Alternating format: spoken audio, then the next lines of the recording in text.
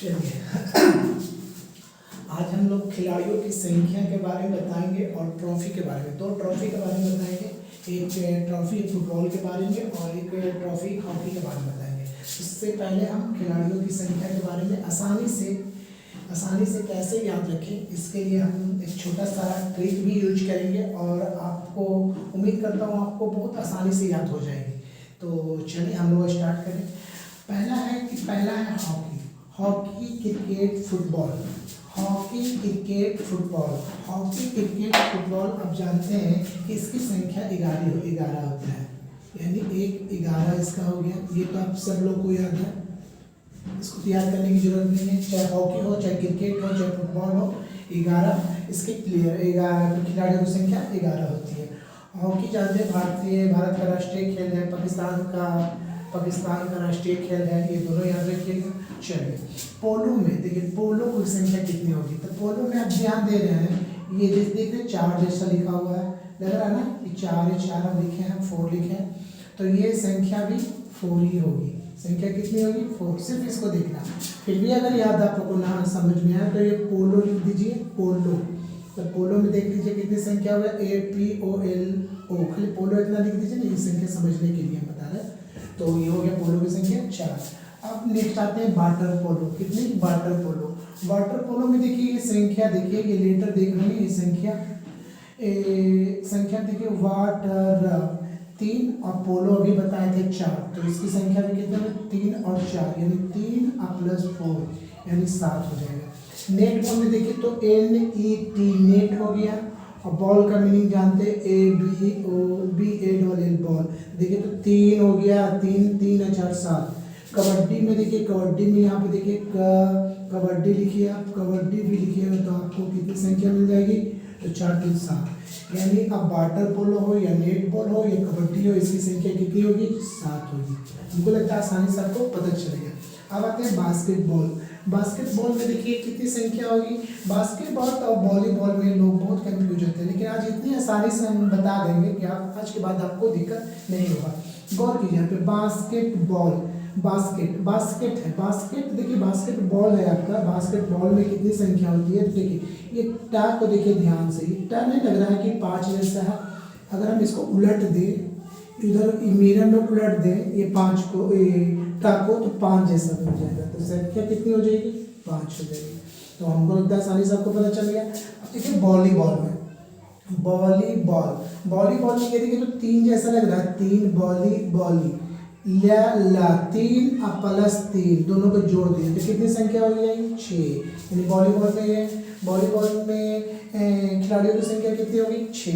चलिए जिम्नास्टिक में देखिए, किसका?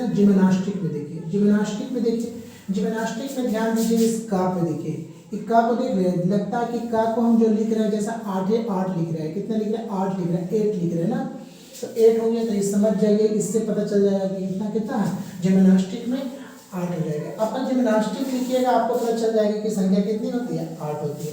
चलिए बेसबॉल में आते हैं, बेसबॉल और खो खो। बेसबॉल देखिए, स्टूडेंट मेरा बेसबॉल पे, अगर बेस पे बैठे हुए हैं और टीचर क्लास में है और खांसते रहा, खो खो कर रहा है, तो टीचर क्या बोलता है? नो खो, नहीं खांसो।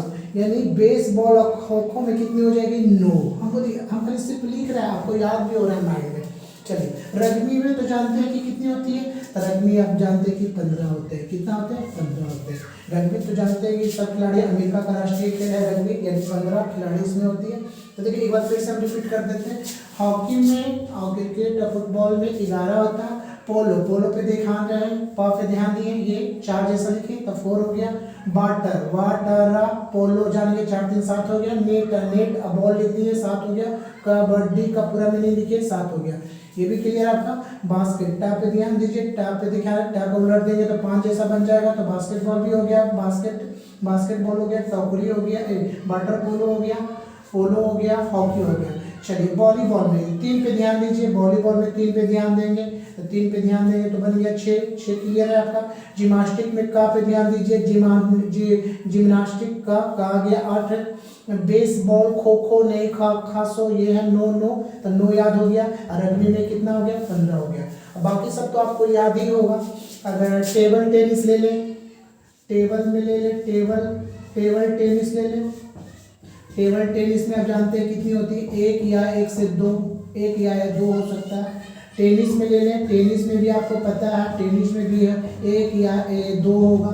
तो ये तो इजी है आपको। बाकी सब और गेम जो बचा, तो जैसे लूडो हो गया तो 4 जानते ही होंगे, चेस हो गया 2 जानते हैं, तो बाकी सब हमको लगता है कि आपको खिलाड़ियों की संख्या पता चल गया। तो एक बार हम फिर इसको ट्राई करते हैं।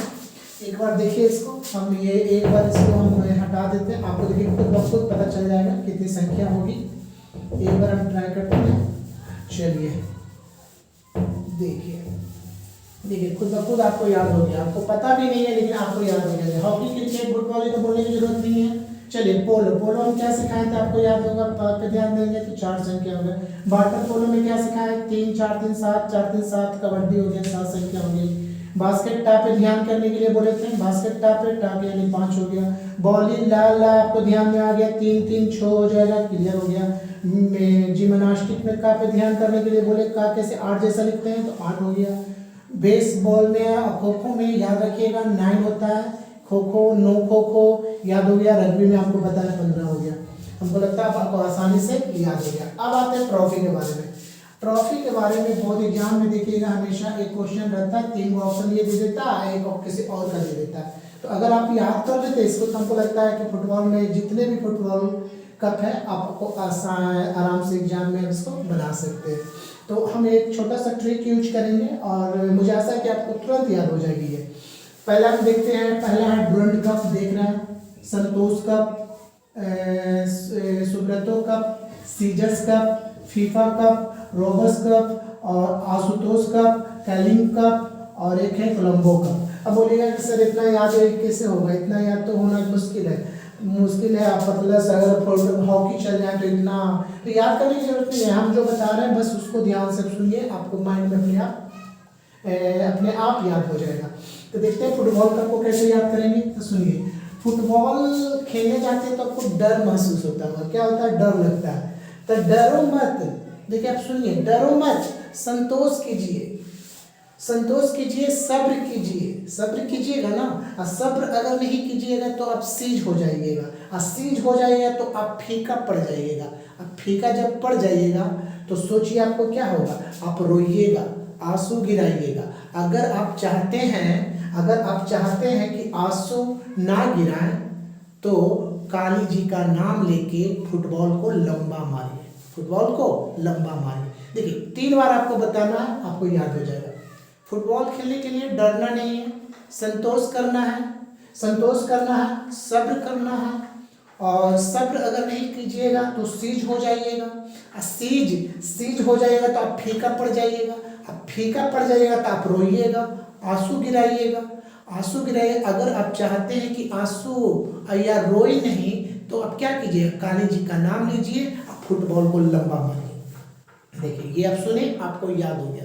देखिए डरिए मत, डुरंड कप हो गया, आशुतोष कप हो गया, संतोष कीजिए, संतोष कप हो गया, सब्र कीजिए, सब्रुतो कप हो गया, सीज हो जाएगा तो सीजर्स कप हो गया, फीफा कप हो गया, फीका वाला आपको बताए थे, रोबस रोना नहीं है, रोबस कप हो गया, आंसू नहीं गिरना, आशुतोष कप हो गया, काली यानी काली जी का नाम लेके को लंबा मार, फुटबॉल को क्या मारना है, लंबा मारना।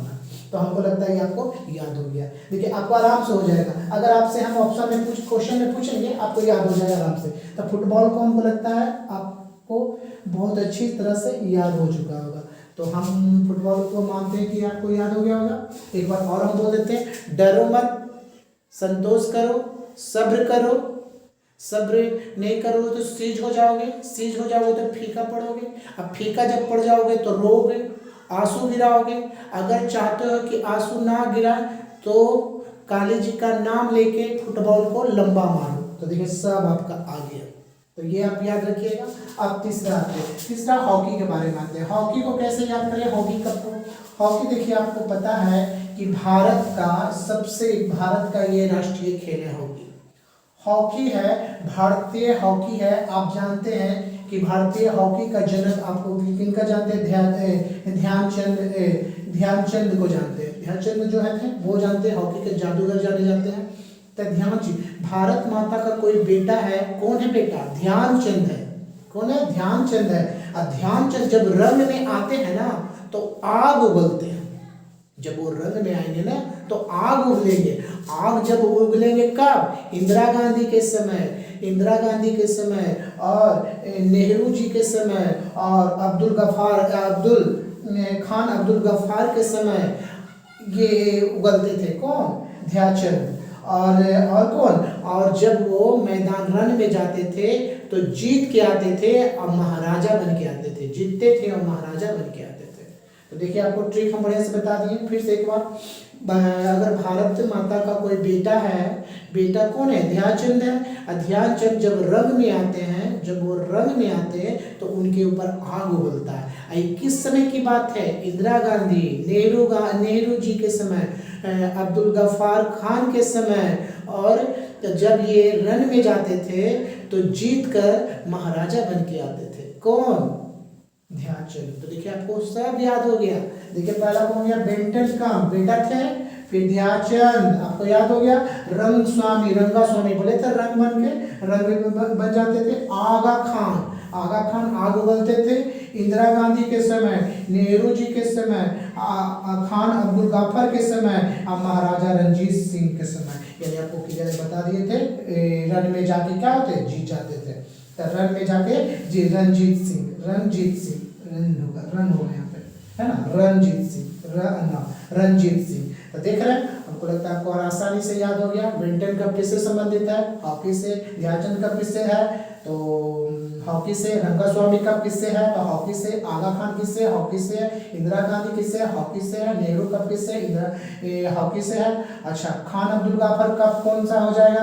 तो आप ये बता दिए, ये सब कब है, याद रखिएगा, है ना? ये कब है, कप हो गया। और ये सब कप आपको याद हो गया। नेहरू, खान अब्दुल गफ्फार, महाराजा रणजीत सिंह। अब देखिए अगर आपसे क्वेश्चन पूछे बताइए कि हॉकी से कौन सा कप संबंधित है, आपको ऑप्शन में दे दे, हमें दे देते आशुतोष कप, दूसरा में दे देते हैं संतोष कप, तीसरा में ऑप्शन में दे देते हैं आपको डुरंड कप, और चौथा में आपको दे देते हैं, चौथा में आपको दे देते हैं बेंटन कप। तो देखिए आप आराम से मार सकते हैं कि हॉकी से कौन होगा? Beighton Cup. आंसू तो गिराते हैं, संतोष करना पड़ता है, डुरंड है, डरते हैं, ये सब फुटबॉल का है। और ये बेंटन कप आपको किससे है? हॉकी से। आई होप मुझे आशा है कि आप लोगों को ये वाला ट्रिक बहुत पसंद आया होगा और ये खिलाड़ियों को। तो थैंक यू वेरी मच। आज का वीडियो इतना ही।